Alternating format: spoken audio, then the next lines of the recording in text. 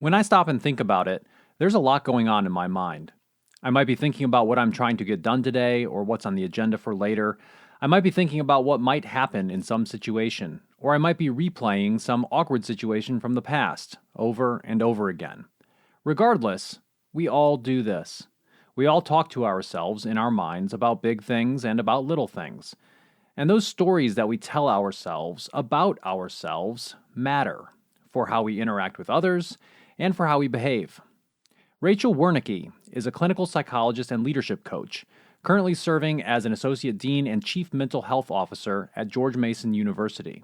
She's also a U.S. Army veteran, and in today's episode, we talk with her about self-talk, what it is, why it matters, and how it can be harmful or helpful. Join us for this deep and important conversation with Rachel Wernicke. Welcome to the Indigo Podcast, an exploration of human flourishing at work and beyond. I'm Ben Barron of Indigo Anchor and Cleveland State University. And I'm Chris Everett of Indigo Anchor. For more information, please visit us at www.indigopodcast.com.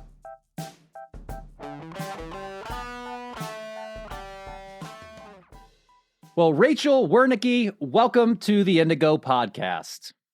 Thank you. I am super excited to be here. We're excited to have you. We are just as excited. Yes. Absolutely. And we're going to talk about a variety of things here today. And it's going to be really important and interesting, I think, for all of our listeners.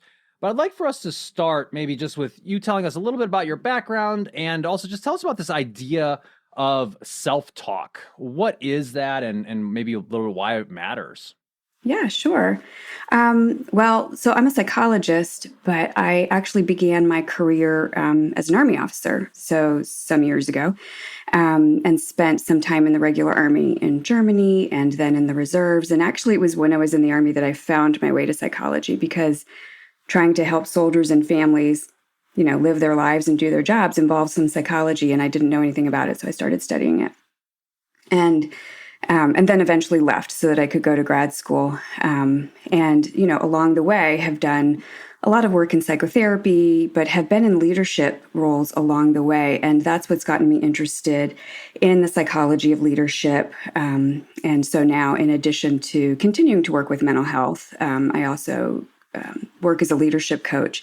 And I think that self-talk is super important. And that comes up in my work with therapy clients. It comes up in my work with coaching clients. It comes up in my own work with myself, and it's this idea, self-talk is this idea that we have a voice in our head, right? Like our dialogue that's kind of running all the time. And we're not always aware of it, but even if we're not aware of it, it's still powerful, and it influences our moods and it influences our behaviors. And we can't always control what happens in the world. I mean, we know that, right? Like the last year is an awesome example of that, but we can figure out how to relate to our world and our situations differently, and engaging with our self-talk is one of the ways that we can do that. Yeah, so this is a message of hope. Yes. Totally a message of hope. Because listen, Ben, I mean, you and I know this. How many times have we had senior executives in tears behind closed doors when we're doing engagements? And this is a message of hope, because you don't have to accept the negative thoughts that go through your mind all the time. There is actually evidence-based ways to get yourself to a better place. I mean, this is the whole realm of psychotherapy, and we're kind of going to, this is kind of like psychotherapy in a nutshell a little bit, this episode. And you can, if you have those negative self-talk things that just go through, they may have been going on for so many years, you don't even realize it anymore. Oh, yeah. And if you don't want to be in a negative zone, this is an episode with you. And Rachel is a person to talk about it, because she's so pro on this stuff. Well, I think you're exactly right. Thank you, Chris. But, this self-talk, we've always lived with it. And the way it shows up in our lives right now is informed by what we were exposed to as we grew up, and our recent experiences too. So, it's shaped by our lives, but we can also, once we become aware of it, try to reshape it if it's not helpful. Right. Now, what do you think about the biology? Some people just have Some people will be a little bit of a negative Nancy. I don't know. You see the pie chart, right? 40% your biology, 10% your environment, and the rest is how good or bad your parents were or something, right? Well, right. And so, I mean, true. Some of us are more vulnerable to that kind of thinking, a negative type of thinking, more of a depressive or anxious type thinking. But I don't think that that's a recipe for, now I have to live with unhelpful self-talk. We can be aware of the challenges that we're born with or the challenges we've been exposed to and still work with them, right? So even if I have a tendency to go down a depressive, ruminative path, once I know that, then I can work with that in a different way. Yeah. So you just used a word which I think is important and is a concept that's important. You said ruminative. And what is rumination? And how does it kind of tie into this idea of self-talk? Yeah. So I guess, kind of a simple lay definition of rumination is just getting stuck in your negative thought patterns and really sort of swimming in them in a way that's not helpful. And so even if you try to think about something else, your brain kind of pulls you back to depressive thinking. And I'll say it's that really chronic kind of rumination that's problematic because all of us have like negative thoughts that pop into our brains from time to time, or we might have a bad day here and there. But if we're really stuck, then that's where we can really see the influence on our mood and on our behavior. And this shows up in our personal lives. It definitely shows up in leadership. Yeah. So what do you do with leaders who are stuck in kind of that state of rumination, thinking about, what possibly could go wrong with every single situation, or maybe even just thinking about an awkward social situation in the past where they feel embarrassed and it just keeps on going through. How do you deal with that? Well, I mean, if you've got the kind of relationship with that leader where you can actually talk to them about that self-talk, right? To say, hey, this is a pattern I'm noticing. And where when you are getting ready to go and speak to a group of people, for example, that you start to talk to yourself in a way that actually is going to make you more afraid of it, or I can see that you want to avoid going into that meeting. Can we talk a little bit about sort of what's going on in your mind there? And it might be that you're telling yourself some things that aren't actually all that helpful, and we can maybe help you think about how to coach yourself differently. Yeah. That's great. Right. So a lot of this stuff comes out of like the mindfulness, right? It's hard to address your self-talk if you're not mindful, except the packaging of mindfulness. Like, I don't own a yoga mat, right? And I feel like if you say Shocking. Partly because I can't help but laugh when I'm at a yoga class, right? They're like, get out of here. This is serious, right? So right, mindfulness and the common vernacular and out there is there's always somebody with a yoga mat with some Zen look on their face. There's not a curmudgeon like myself talking mindfulness. What is mindfulness, and is it just for hippies? Well, I hope not, because I am not a hippie and I use it all the time. But yeah, you're right. It kind of has this reputation of being sort of woo-woo, and I think it can turn some people off until you recognize, one, it's been around for thousands of years, so there must be some utility in it.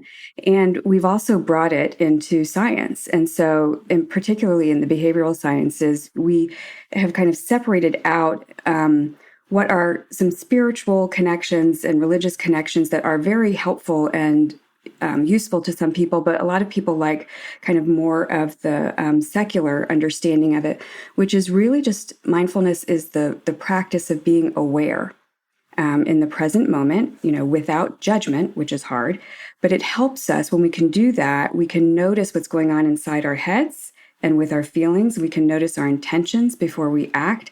So it's really just a practice of awareness and acceptance.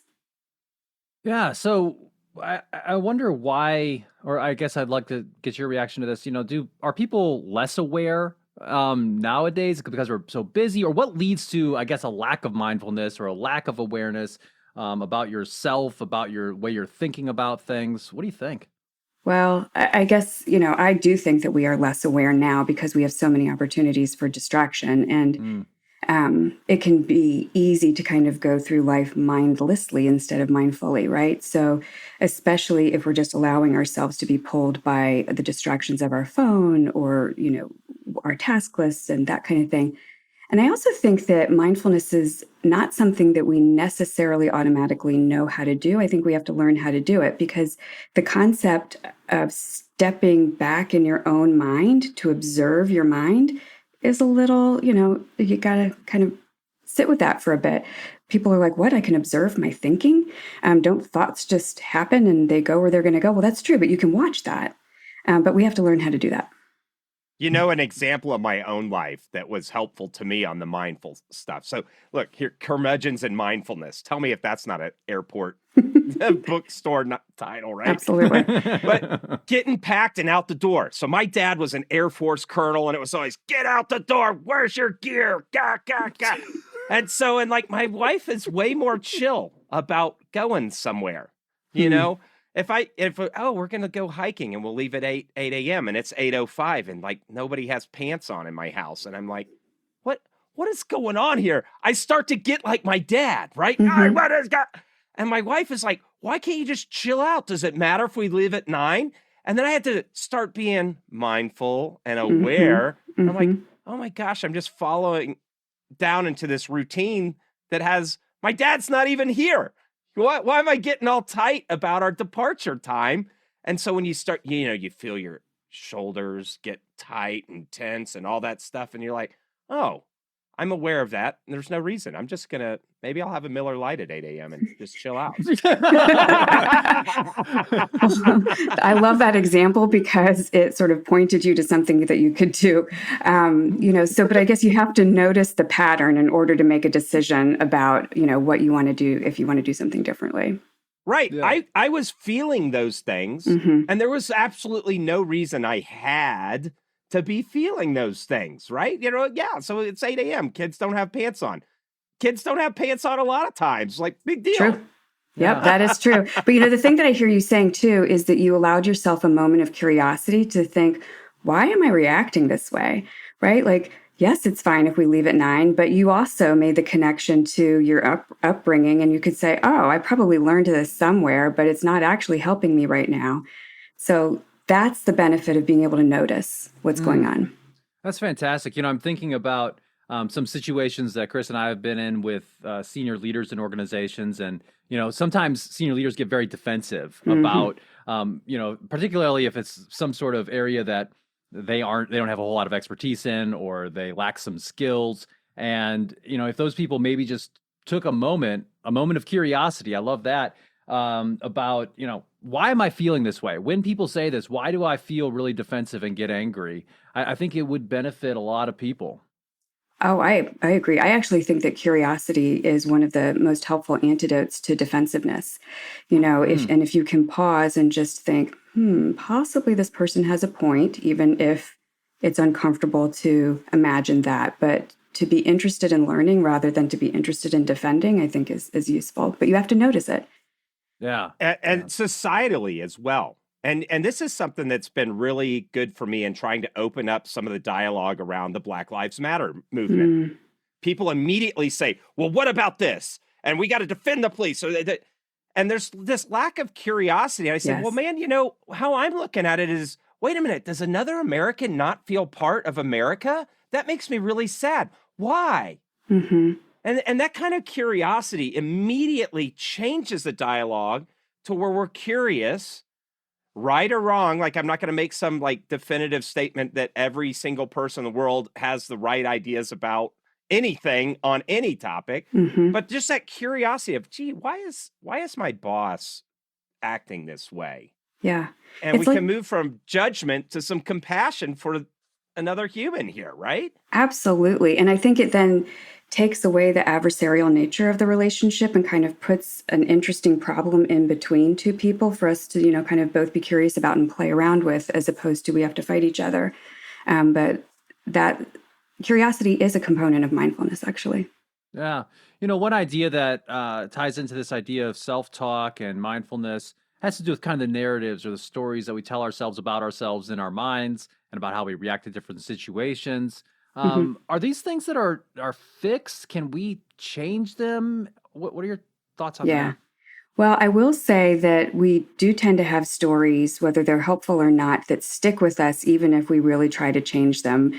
But we can, so it's like what I struggled with at 20 and 40 and later, sometimes I get surprised. I'm like, oh, there's that same issue again, even if I've done a lot of work with it. But we still can shift our stories and change our narratives with enough work, even if they pop up again in a problematic way. So, we have stories about what we think about our own competence, about our own likability, about our own self-worth, about the future, and different things can shape those. But we can challenge the assumptions that we make in our stories, So I think trauma actually is a good example, and it can shape our stories. We can, believe that the world is safe, and then a trauma can disrupt that.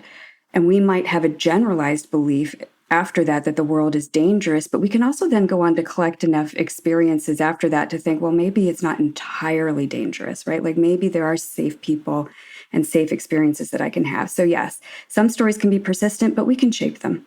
Yeah. You know what I'm thinking about when you're talking through kind of these stories that we tell ourselves is how rooted it is in, or can be, in our identity. And I'm thinking of, the book Difficult Conversations, about how to have those types of really tough conversations you need to have. And how a lot of times when we're trying to have a conversation or going through some conflict or facing some adversity, I think in that book, they talk about 3 different questions that we start to ask ourselves. Am I competent? Am I a good person? And am I worthy of love? Yeah. Like those are huge questions that Absolutely. I think we all face at various points. But to your point earlier, a lot of people don't even recognize that that's what's going on. Yeah. Well, and those are really, in the language of a form of therapy called cognitive behavioral therapy, those are really the root of our core beliefs. And our core beliefs are shaped by our early experiences. And those core beliefs that we have about our competence and our likability are, underlie our automatic thoughts. So when you look at the pattern of self-talk, likely there's a connection to our core beliefs and our experiences. And you see this with toxic cultures. When I see a toxic bullying boss or somebody that's just creating havoc, they're generally attacking. They're using those 3 items to attack individuals. Yeah. Well, say he's not competent. Why aren't you helping him get competent, you numbskull? Let's get on with it. Right. But it's interesting how the attacks go to like a generalized description of somebody as opposed to staying with this particular behavior is problematic. We attack something that's core about somebody else, and that's really hurtful and not helpful. Right. One other thing that you mentioned, maybe, talking about these different negative patterns of thought and negative ways of talking to ourselves and all that mind chatter, as they sometimes call it, and how it can actually influence your behavior. And then it can be this vicious cycle, right? So I think you mentioned this idea of maybe you're nervous about going into a meeting or about doing some sort of public speaking or a presentation.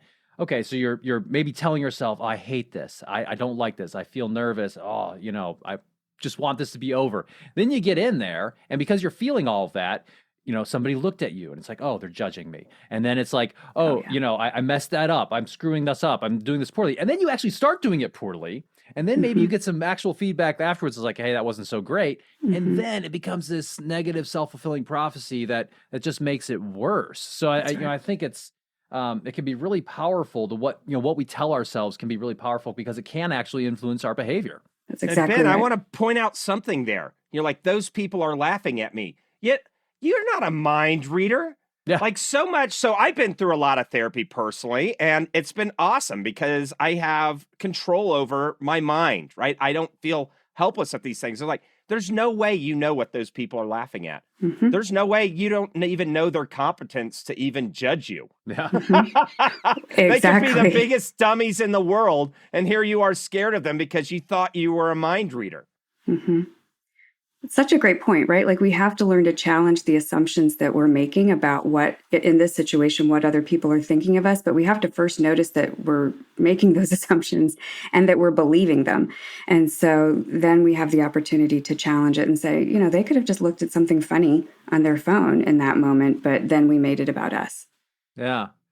So let's talk about constructive self-talk and dysfunctional self-talk. Like what is the good kind of self-talk and the bad kind of self-talk? What do those look like? Yeah. So they can look like a bunch of different things, but I would say, in general, constructive self-talk is rooted in sort of reality and evidence. It's not based on our fears or, our hopes or our emotions. It's really kind of just based in sort of what's happening. And we can just be matter of fact. It's like if we make a mistake, I can say, yes, I made that mistake. And this is what I need to do to improve, as opposed to dysfunctional self-talk, which is really, there's distortion in it, there's bias in it, and it's not very helpful. So there might be some patterns like perfectionism or catastrophizing. I'm naming some cognitive distortions that characterize it. And what we know is that sort of dysfunctional or problematic self-talk can really, in the example you gave, Ben, lead us into behaviors that aren't actually helpful. Yeah. Now, I want to take a step back for a second. Why is this idea of self-talk, this topic, why is this so compelling for you? What have you seen? What have you experienced that has made it an important topic for you to look at? Yeah. Well, I would say I've seen it in my own life, right? So, and I've seen it as a therapist and I've seen it as a leader. In my own life, I can remember, actually, this is a memory back to the Army where I'd be facing, kind of difficult physical challenges. And you can't really see me, but I'm kind of a small person. And so I'd be facing like these big walls that I have to climb over or something. And I remember thinking, I just have to believe that I can do this, because if I allow the conversation in my head to convince me otherwise, then I'm not going to be able to do it. And I remember being in some schools in the Army where there were actually calls for volunteers to quit. And I thought, I can't entertain that conversation about quitting in my head, then I'm not going to do this. And so it was important for me to learn how to coach myself to get through things that were difficult.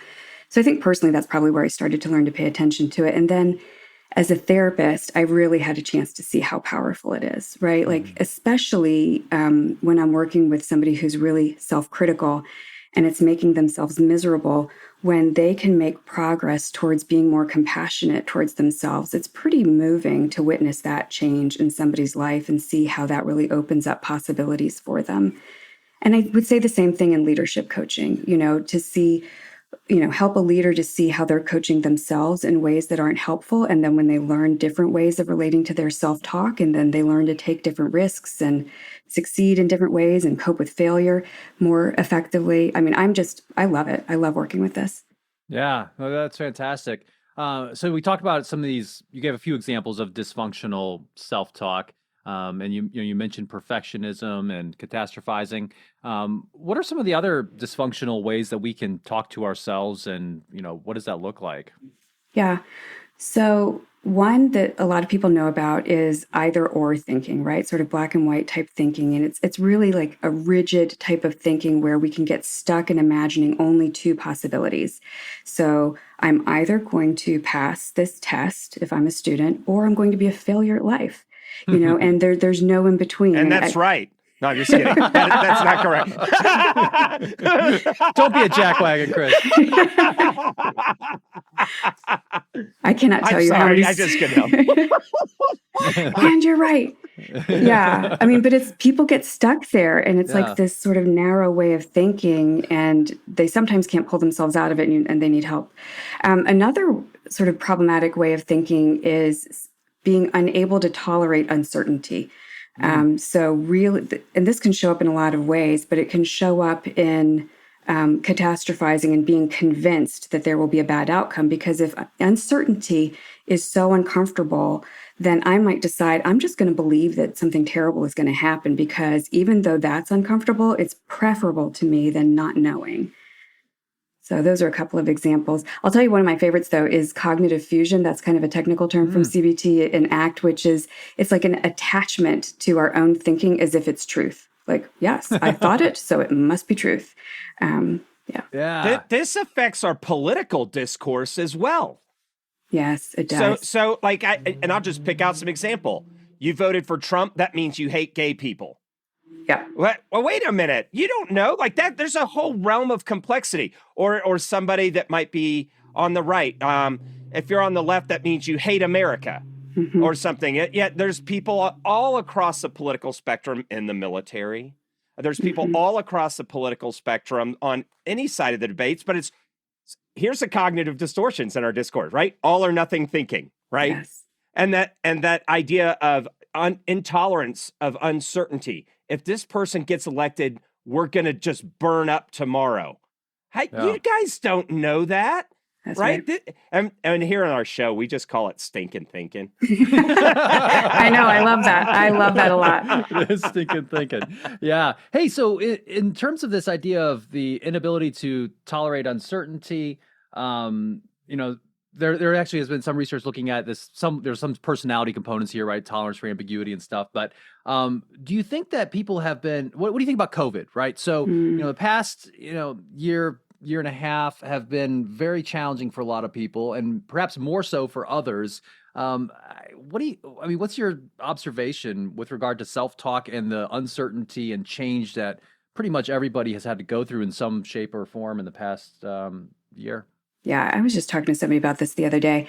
I think that we've all had to face living with large question marks in ways that we might not have been used to doing before for a long time. So I do think that, we can learn to live with uncertainty for periods of time, but we've been living with it for a long time. And I think that some people learn how to deal with that more effectively. And, this has been good practice for them. I've also seen a lot of fatigue around this. I am tired of dealing with uncertainty, and so I want answers to any other question that I can get an answer to now. And so there's, it's hard, and people are dealing with it in different ways.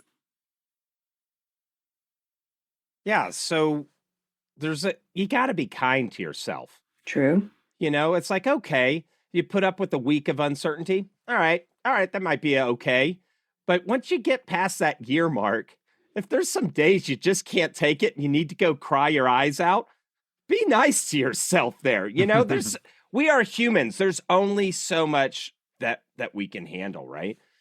Yeah. And it's been tiring. It's been exhausting, and certainly some folks have, with COVID in particular, had a more difficult time than others. But I think even just the awareness of it and the unanswered questions, it's wearing on people. And I think you're exactly right. People need to take care of themselves and be compassionate with themselves. That's not something a lot of people do particularly well, but it's important. Now let's talk about let's get out of our head for a minute, so to speak. Let's talk about how that self-talk that we're doing within our own minds, how can that actually influence our behavior? Yeah. Well, in a lot of different ways. So let's just say there's a form of, a type of self-talk that's characterized by anxiety. So I'm afraid of going into this meeting, or I'm afraid of this conflict. Then often when our self-talk is fearful, then we are more likely to engage in avoidance. And so if I don't like to go to parties because I'm not sure that I'll be socially successful, then I avoid parties. If I don't want to be in a conflict, then I avoid conversations, and that's problematic. So that's one way that it can show up. Another type of avoidance, actually, and this is not just related to anxiety, but is related to a number of different emotional states, is kind of daydreaming or checking out mentally. And so we're not paying attention. And sometimes that numbing or that checking out happens because our thoughts are too difficult or painful, or the situation's too difficult. But there are costs to mentally checking out too. Another way it shows up is by not engaging in helpful behavior, like if we need to fire a person, right, because they're toxic, and we've tried every other solution to develop them and to mentor them, and we know that it's going to be the best for the team to let them go, but they're really good at their job. And so we're afraid of letting them go. And so we might have a self-talk belief that sounds a little bit like, well, my team will fall apart if we don't have this person's skills on the team. And yet at the same time, they might already be falling apart because of the toxicity. So we have to recognize the fear and how that's impacting our unwillingness to let go of someone we need to. Yeah, that's well said. Do we know anything about where our self-talk comes from? Like where does this originate? Yeah. And I think we've touched on it a little bit, but I think, we can think of self-talk as habits, right? So we learn how to talk to ourselves in particular ways, and we each have different habits for how we talk to ourselves. And it comes from the sorts of beliefs that we hold about the world and about the future and about ourselves. And so then those beliefs that we hold become like a lens through which we see everything. And that lens really is shaped by our experiences, by what we're told, a little bit by biology. Yeah. And trauma, as I mentioned. Trauma is an important experience that we have to keep in mind that could shape our self-talk. Absolutely. So, I immediately go to thinking about parenting, right? Because I think as a parent, you're oftentimes thinking about how am I well, at least if you're thoughtful about it, you're thinking about, am I screwing up my kids, right? Yes, right. Are you repeating the mistakes? The answer is yes, Ben. Yes, we are. We are. Save all for doing therapy it. for them. Yeah. Put that. Yeah, we're saving for your college. We're also saving for your therapy later. So I mean, have I guess your thinking and your research and your study of all of these topics, has that influenced, how you think about parenting? Oh, for sure. I mean, yeah, being a psychologist and a parent at the same time, I overthink a lot of things, and I'll be able to point to my kids and say, that's the moment that I'm going to pay for later that you can I'll highlight it for you and you can talk about it. But sure, I mean, the messages that we give to our kids are really powerful, and they can internalize that. The things that we say can become their self-talk. They can also look at our behavior and interpret that and then internalize that as messages that they tell themselves. So there's a bit of pressure, and we can only do the best that we can. But I have been aware that I'm trying to, as best I can, help my kids develop helpful self-talk so that they can encourage themselves through life. Yeah. One challenge that I've had with one of my kids is there's a bit of perfectionism, right? And I don't know if there's any component of that that's genetic. I know that was something that I was like that as a kid for sure. And fortunately have gotten better at not being perfect at stuff, but or thinking I had to be. I helped Ben with that. Yeah. Chris Bell, Since I can't achieve that, Ben can actually get there. I can't. And it's interesting. I just remember one conversation I had with my little guy talking about like, hey, it's good to fail at stuff because then you learn about it and that kind of thing, and just trying to encourage a different way of thinking. Do you have any other tips or thoughts for parents out there when it comes to encouraging productive self-talk for children? Yeah, 2 questions there, actually. Let me springboard on that. How do we practice that good self-talk ourselves? And then how do we get that to our kids and maybe people on our teams at work? Even better. Okay, I love it. So I think that what I hear you first speaking to, Ben, is kind of a growth mindset, which is when we make mistakes, these are opportunities for learning, right? So this isn't a reflection of your character or a prediction about how you'll perform in the future. We all make mistakes. And in fact, if we can develop a stance of trying hard, but welcoming the opportunity to learn, which can be hard, then those are some of the things that we can say to our kids and to folks on our team. But I also think it's important to model that. So I can be transparent about my mistakes, in a measured way, but my kids and my team members need to have confidence in me. But I also want to be honest about the fact that I'm human and I make mistakes, and how I respond to my own mistakes is important. So if I, beat myself up about it, then that's something my kids see and they're like, oh gosh, I guess making a mistake is a bad thing, as opposed to, I'm going to own up to this and I'm going to say, let me think about what I can do differently in the future. Right. Okay. So because we're evidence-based on this podcast, right? That's and right. 2 of the primary evidence-based therapy modalities. And the thing is, right, when you work with the therapist, it's not that they're just going to shrink your brain and then you go out, you're okay. They teach you to shrink yourself, so to speak, right? That's the goal. So you don't have to keep, they'd love for you to keep paying them, but the goal is so where you don't have to keep paying them, right? So it's cognitive behavioral therapy and acceptance commitment therapy. So let's break down those one at a time. What are they? And kind of maybe high level how we do those things for ourselves. So let's start with CBT, or cognitive behavioral therapy. Yeah, sure. So CBT, and it's been around for a while, and I think because it's so effective, it's an evidence-based therapy that emphasizes the relationships among thoughts and feelings and behaviors And it's a therapy that treats a number of mental illnesses, depression and anxiety being examples.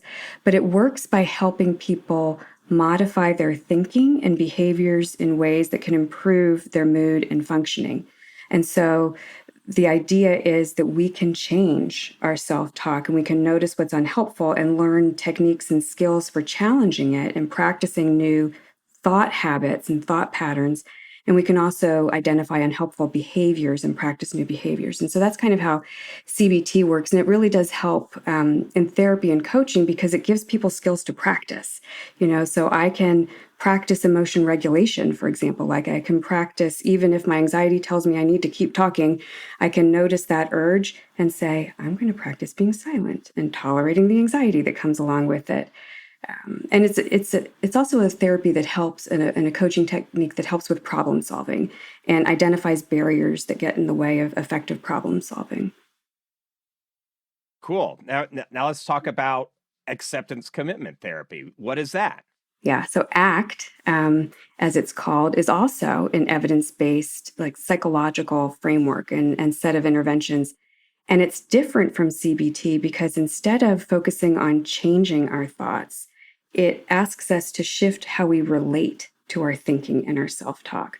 So we don't change anything. Actually, it asks us to accept what's going on in our mind so that we don't avoid it, because if we don't accept things, typically we're going to avoid it.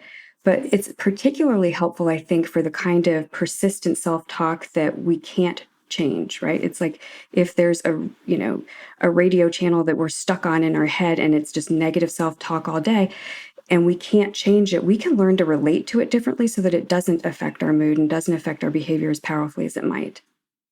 I think of the acceptance commitment therapy as it's like a paradigm for our personal growth. There's the now and the not yet of our personal growth, right? So when we're at the now, we may have all this, maybe you didn't come from the best family or best background, and you have maybe more luggage that you're carrying around than the next person. Well, that's okay. There's the now where you are with all your baggage and stuff. You're stinking thinking you haven't figured out things.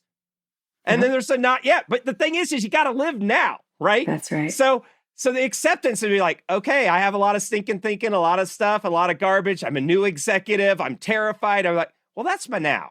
And I can just accept that. I see it as just like letting that trout just swim on down the river. Okay, I notice those bad thoughts, those things. I know where I'm at, and I'm just going to be okay with that moment. And the cognitive behavioral therapy is you starting to grow to the not yet, that person that you want to be. And that it's okay. You can have the bad thoughts and the bad emotions and the anxiety, the depression, all that stuff that goes along on your journey. But, bit by bit, right? I mean, Rachel's awesome. Don't get me wrong. But I don't think one 45-minute session with Rachel is going to get you to where you might be if you've been practicing this kind of stuff for 20, 40, 60 years. Yeah.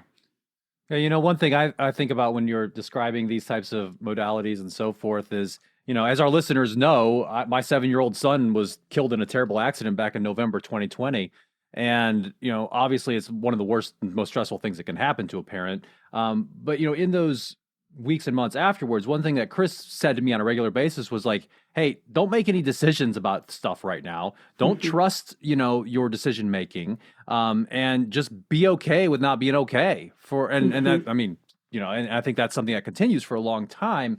But I think just recognizing that is helpful. And I think I think sometimes other people who go through a traumatic event like that don't really recognize that, and they try to pretend like things are okay, or they maybe just don't sit with it, and I've also been told that these types of things take work, right? You're doing the work, you're going through it. And another thing Chris said to me once was, I was particularly having a bad day, and he's like, well, congratulations, you're a human, right? Right.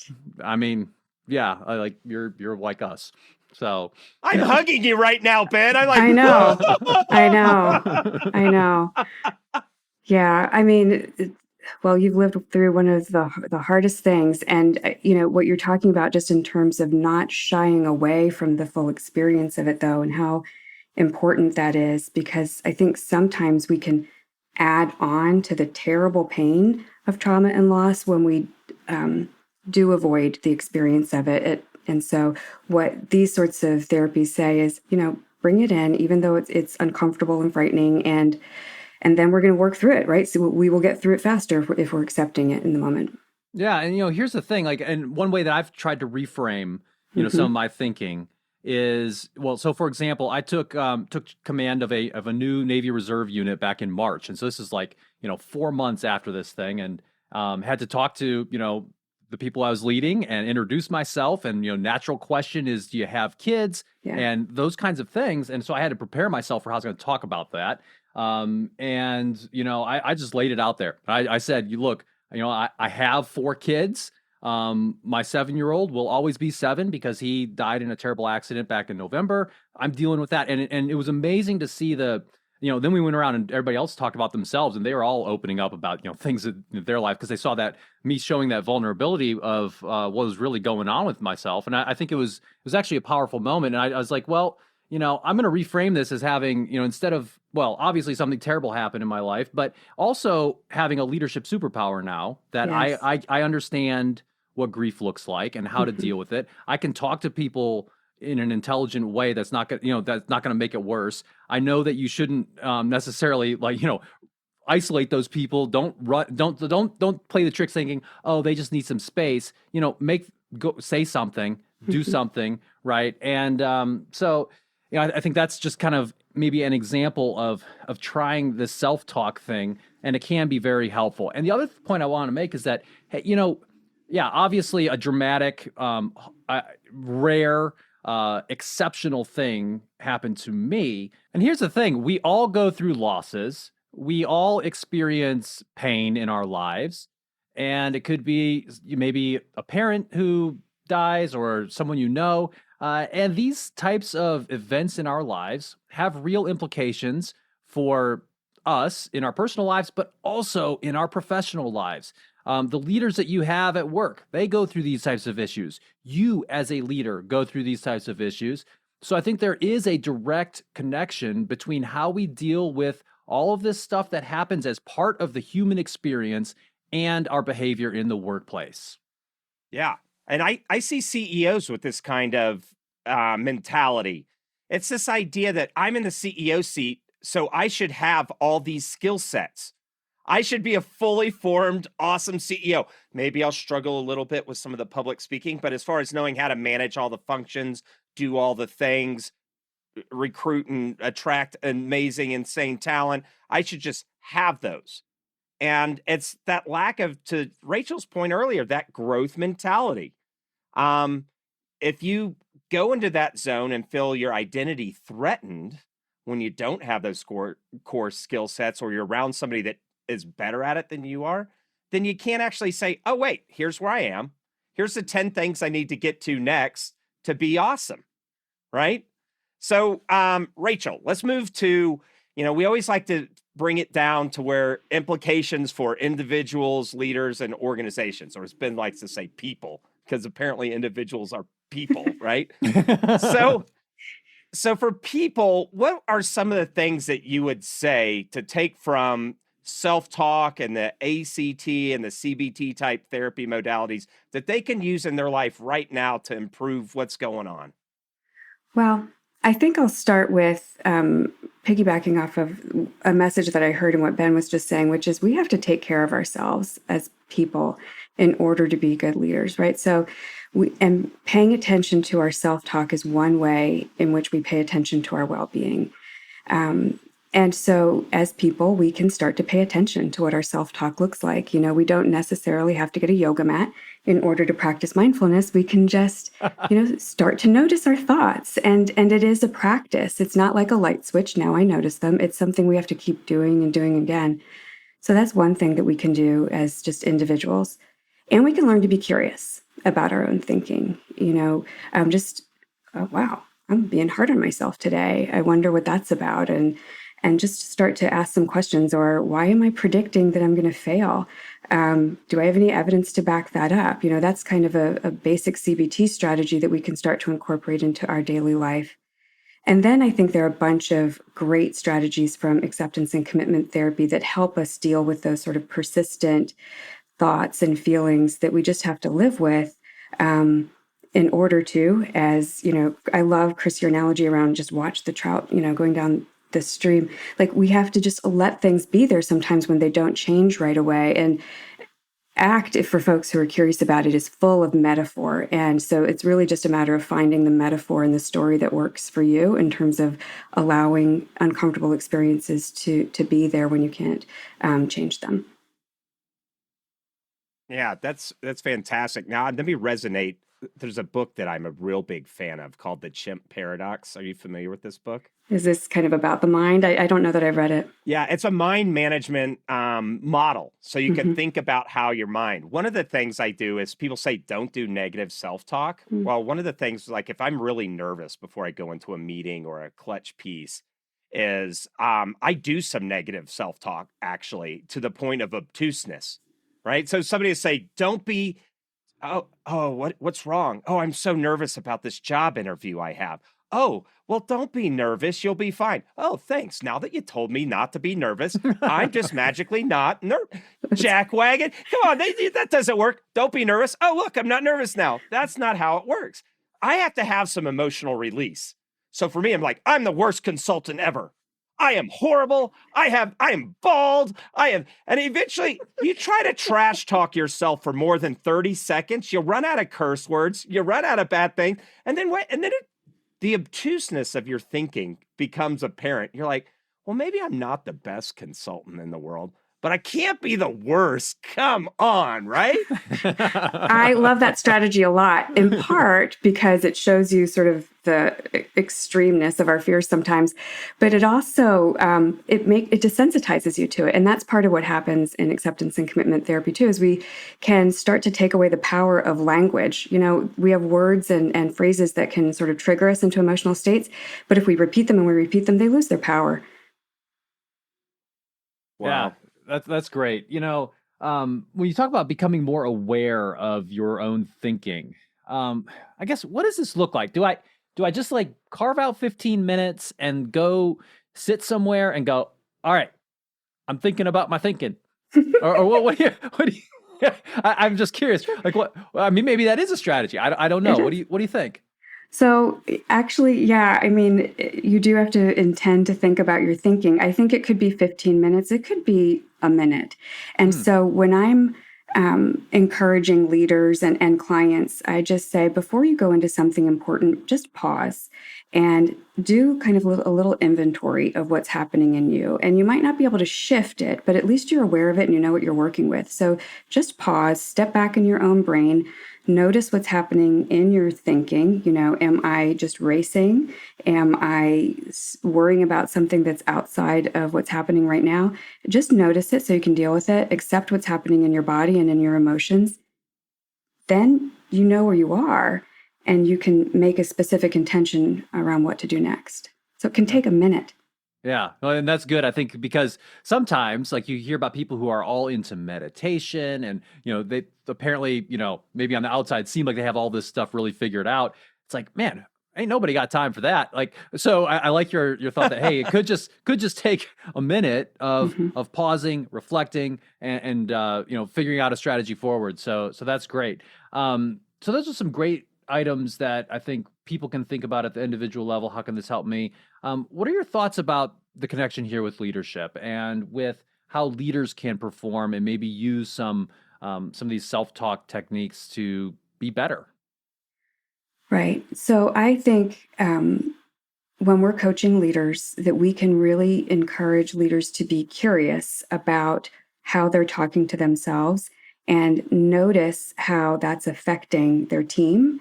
Notice how that's affecting how they show up in leadership, because there is a link, but they have to start to see that.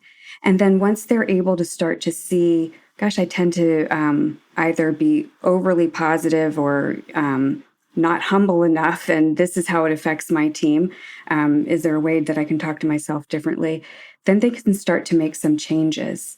And I also think that leaders can sometimes say, well, they can distrust this method a little bit at times, and we all can, but we have to look for the kernel of truth in our unhelpful self-talk too. So we don't want to just challenge a thought away. We can say, well, maybe there's a reason you're worried about this, but it might not the fear you have might not be as big as you imagine it to be. And so if there's a kernel of truth, how do we deal with that? But then let's also try to deal with the distortion that you're experiencing too. So it's really helping them make the connection between what they're thinking and what they're doing.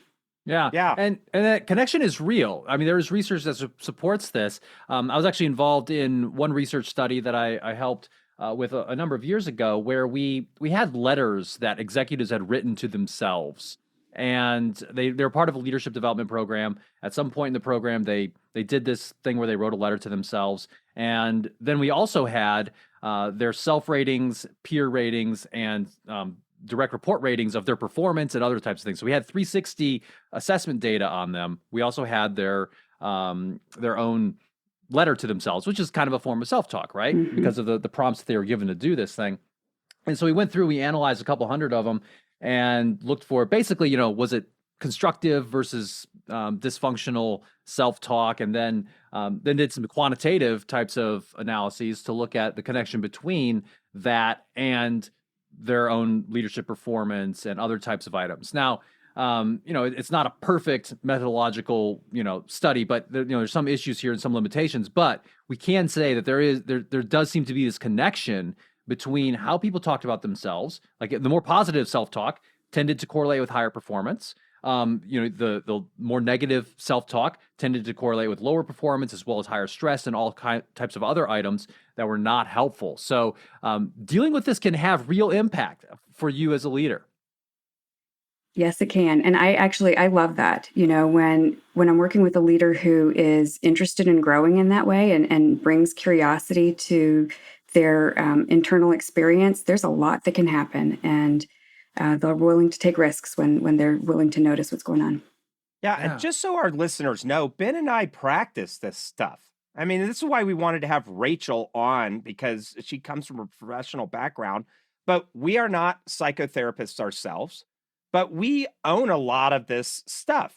Two things that I want to add to that piece for leaders here is one, that kernel of truth. Well, if there's a kernel of truth, your job as a leader is to come up for a plan for you guys to win despite your shortcomings, right? If hey, let's say it wasn't just a kernel of truth. Let's say all your stinking thinking was completely true. Well, your job as a leader is, how do we win with all this being true? Yeah. It's not for time to take my ball and go home and not be a leader anymore. I'm just not going to go to work today. I'm just going to no call, no show. That you don't get to do that, guys. You stepped up to the plate. Good. Take your at bat, but plan a way to win despite those negative things about yourself, because we all have them. Second one is in the realm of decision making. And this is kind of a bit of a gerrymander here. When people, so TED, which we're going to put a link, Rachel just did a TEDx talk, and I want to highlight that. We're going to put a link to that in the show notes. Go check that out. But one of the things that happens in TED Talks is you get a visceral emotional response, right? Same thing when you're talking. So when I need to go be aware, my trigger for me to start being aware of my self-talk is whenever I feel emotions, good or bad. Right? Because when the emotion piece is going, the part of your brain that's super rational and logical, it's probably not completely in the driver's seat, right? Mm-hmm. So just think of the salesman that comes like, oh, look, if you buy this software for your company, for your HR department, look, it has a cup holder armrest. The CEO will cheer you, right? You're feeling all these good, positive. We've kind of focused on the negative affect here, but even having a bunch of positive emotions, your analytical brain's not in the driver's seat. So be wondering, okay, I'm feeling positively. I'm going to wait and decide on this after I've rationally gone through the pros and cons. Or, hey, I'm feeling real negative. I'm going to observe those negative feelings, maybe write some notes, and then go think about them when I'm not hijacked by an emotional response in my own mind. I love that a lot. And I think that the way you just described emotion is important, right? Because emotion is useful and emotions are data, but when they're taking over our rational thinking, then that's the problem. That's great. So let's pivot now and talk a little bit more at the organizational level in terms of some implications of having healthy self-talk and all of these types of items that we've discussed. What can organizations do perhaps to promote healthier self-talk? Well, I think about culture. and how we can create a culture that destigmatizes what we would call negative self-talk, right? So if somebody's talking about a difficult event that they've experienced in their lives, just create room for that, which Ben, as a leader, you did that. You created room for it. And we can also create a culture that welcomes, regulated emotions so that we're not asking people to show up in a robotic way. And then when we have that kind of an open sort of a culture, then we create space for people to talk about what their self-talk is. And so then we have an opportunity to coach our leaders. So it's about creating a culture that allows for discussion of this. So that's one of the things that we can do. Do you think there's anything that can help in terms of training or other types of aspects that could help with self-talk? Sure. I mean, I think explicit training around growth mindset is useful, and training around resilience is useful. These are skills that we can learn in terms of how to relate to our self-talk differently. I also think that we're also talking about mental health, right? So when we can create a value in an organization around emotional well-being and mental health, then that will likely say we're going to have some trainings like this, and we're going to make resources available to our employees when their self-talk is now so problematic that it's led to depression.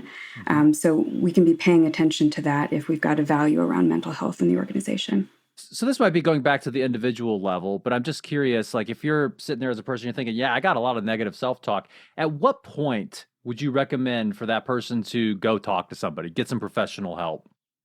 Well, I think it's when you notice that there is a persistent effect on your mood, and if there's a persistent effect on your behavior and on your relationships. And so we all have bad days, but if the bad days are starting to add up, then don't wait too long. Because I think, in certain cultures where there's a stigma around mental illness, we wait too long because we think we have to figure it out ourselves, or that depression is a character flaw or something like that. But if the bad days are starting to stack up, then go talk to somebody before it gets to a crisis point.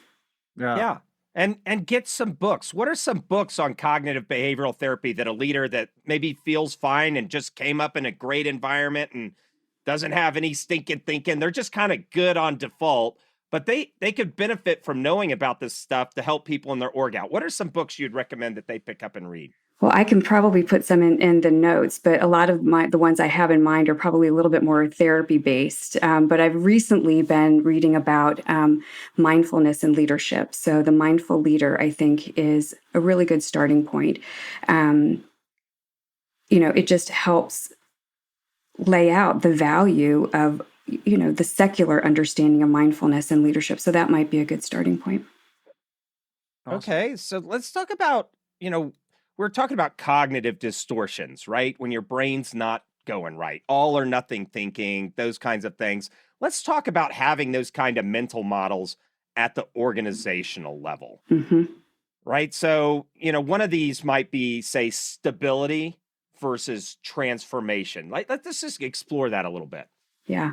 I think, this shows up in us in individuals. It shows up in organizations where we get caught in a struggle, and we can fight each other around ideas that both have merit, right? So stability has benefits, but also change and transformation have benefits. But people are sometimes more comfortable in one or the other. And, when we have discussions around what are our values in an organization, we can say, well, how do we leverage the strengths of both?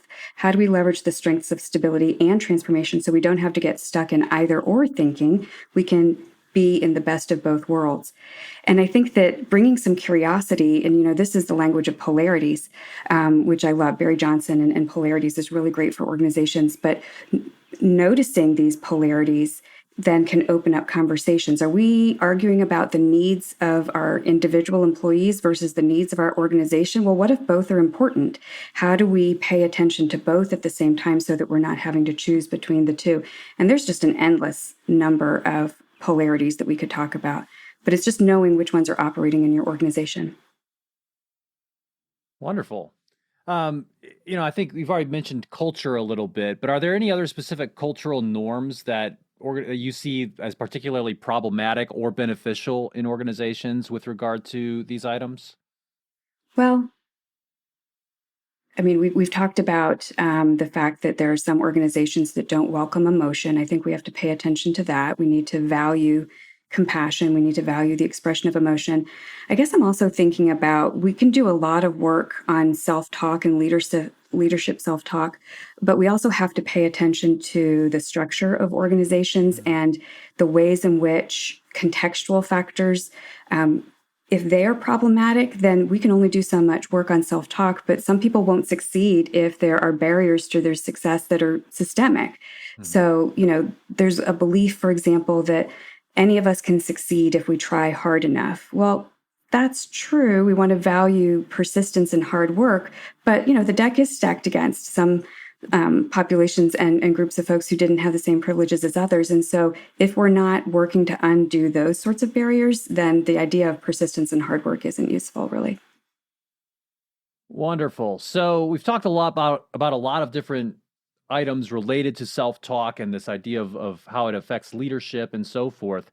What else would you want our listeners to know about this topic? And I'll let you have the last word here, Rachel. Well, I like to go back to the way you opened, just in terms of that this is really something that should create hope. This is something that we can work with. We don't, as I said, have control always of our circumstances, but we can work with ourselves to cope with what we're challenged with and to just do the best that we can to cope with it well. And managing and accepting our self-talk is a really powerful strategy to do that. Well, Rachel Wernicke, it has been an absolute pleasure and honor having you as part of the Indigo Podcast. This has been super fun. Thank you. Thanks for listening to the Indigo Podcast. If you like this podcast, please consider helping us by rating us on Apple Podcasts or wherever you listen, telling your friends about us, having us on your podcast, or mentioning us on social media. Our website is www.indigopodcast.com, where you can access more information about us and this episode. Thanks again, and we look forward to talking with you again soon.